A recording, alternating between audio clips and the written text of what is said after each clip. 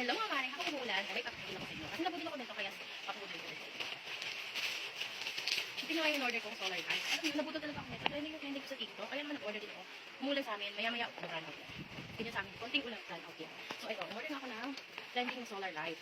So ito siya. May kasama siyang cord para i-charge. Kapag charge, pag-charge. Yun. So pwede mo siyang i-charge sa kuryente at pwede rin naman sa solar, sa araw. Yes. Yung kanya, diba, ang handy niya. Meron na kami mga solar lights, pero nakafix na siya doon sa mga ceiling namin. Bali, 3 solar lights. Ipapakita ko dito after nito. Baka magustuhan nyo rin. Ito. So, ito yung in-order kong solar bulb. Tingnan nga natin kung gano'n siya ka-liwanag. Pero may araw pa eh. Hindi pa na-charge siya na. Tapos, pipindutin mo lang to.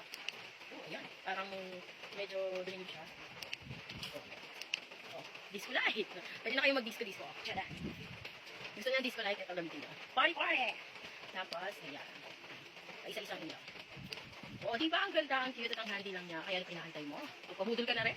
Nasa yellow basket ko lang siya. Thank you. Bye-bye. So, eto nga pala yung solar light na sinasabi ko sa inyo. So, bali 3 yung gamit namin na solar light ngayon. Kasi alam mo naman, lagi nagba-brownout dito sa amin. Konting ulan, konting hangin, brownout na yan. So, kailangan lagi kaming ready. Anytime na magba-brownout, may ilaw pa rin kami, diba? So, ayan, kung nagustuhan mo rin, nasa yellow basket ko lang yan. Kaya, ano pang inaantay mo?